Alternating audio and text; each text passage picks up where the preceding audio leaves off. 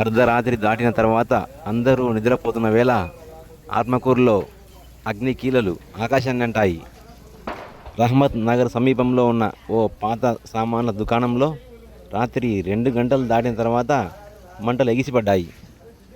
దారిన వెళ్ళే ఏ దానయ్య బిడి ముక్క వేశాడో, లేకపోతే అల్లరి చేష్టల చిల్లర పనులో, లేకపోతే ఎవరైనా ఉద్దేశపూర్వకంగా నిప్పంటించారా కానీ పాత సామాన్ల దుకాణం మొత్తం కాలి బూడిదైపోయింది. ఆత్మకూరు పట్టణానికి చెందిన నరసింహయ్య అనే ఓ పాత సామాన్ల వ్యాపారి పాత రఘునాథ్ సెంటర్ సమీపంలో ఓ పాత సామాన్ల దుకాణం కొనసాగిస్తున్నాడు. ఈ దుకాణంలో ప్లాస్టిక్ పైపులు, ఫైబరు, రబ్బరు, సైకిల్ ట్యూబ్లకు సంబంధించిన సామాగ్రితో పాటు పేపర్లు కూడా నిల్వ చేశాడు.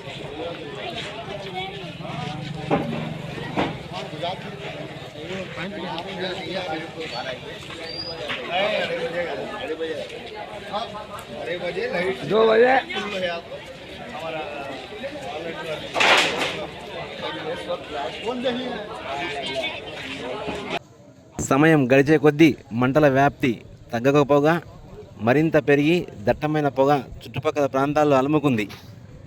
తమ ఇళ్ల మధ్య దట్టమైన పొగ అలుముకోవడంతో భయభ్రాంతులకు గురైన జనం ఒక్కసారిగా ఉలిక్కిపడి నిద్రలో నుంచి లేచారు.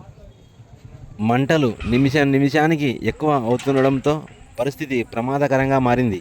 పాత సామాన్ల దుకాణంలో ఉన్న ఇనుప సామాగ్రిని కట్ చేసేందుకు వినియోగించే 3 గ్యాస్ సిలిండర్లు పేలడంతో జనం పరుగులెత్తారు. తెల్లవారిన తర్వాత కూడా పరిస్థితి అదుపులోకి రాలేదు. ఇక్కడ కనిపిస్తున్న చెత్తనే ఈ ప్రమాదానికి కారణంగా భావిస్తున్నారు. ఎందుకంటే ఈ చెత్త దిబ్బ పక్కనే ఉన్న ఓ రేకుల షెడ్డులో కొంతమంది ఆకతాయి యువకులు చేరి బీడీలు తాగుతూ ఆకతాయి పనులు చేస్తూ ఉన్నారు.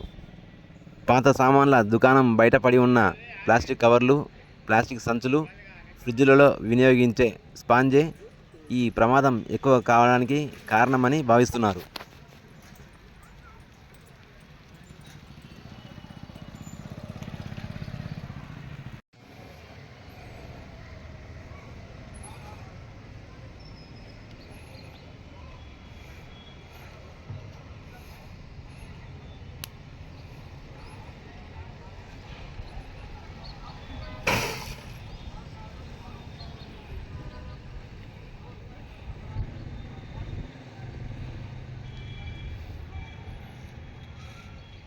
పాత సామాన్ల దుకాణాన్ని ఆనుకొని ఉన్న ఇళ్ల ప్రహరీ గోడలు పాక్షికంగా దెబ్బతిన్నాయి.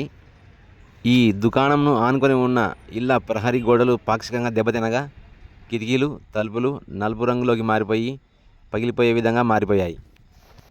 తమ ఇళ్లకు మంటలు వ్యాపించకుండా స్థానికులు బిందెలు, పైపులతో నీళ్లు పోసినప్పటికీ ప్రయోజనం లేకుండా పోయింది.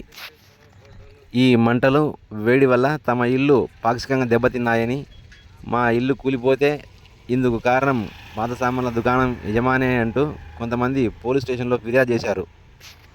అగ్ని ప్రమాదం విషయం తెలుసుకున్న అగ్నిమాపక సిబ్బంది సంఘటనా స్థలానికి చేరుకొని మంటలను అదుపులోకి తీసుకువచ్చేందుకు విశ్వ ప్రయత్నాలు చేశారు. ఒకవైపు మంటలు అదుపులోకి వచ్చినట్లు కనిపించినా మరోవైపు అగ్గి రాజుకుంటూనే ఉంది. మంటలు పూర్తిగా అదుపులోకి తీసుకొచ్చేందుకు దాదాపు 15 ఫైర్ ఇంజిన్ల నీళ్లు అవసరమైంది. దుకాణం చుట్టుపక్కల నివాస ప్రాంతాలు, వ్యాపార సముదాయాలు, హోటళ్లు కానీ ఎక్కువ లేకపోవడంతో ప్రమాద స్థాయి తగ్గిందని చెప్పవచ్చు. ఇప్పటికైనా అధికారులు స్పందించి నివాస ప్రాంతాల నడుమ ఉన్న పాత సామాన్ల దుకాణాలను ఊరి బయటికి తరలించాలని ప్రజలు కోరుతున్నారు.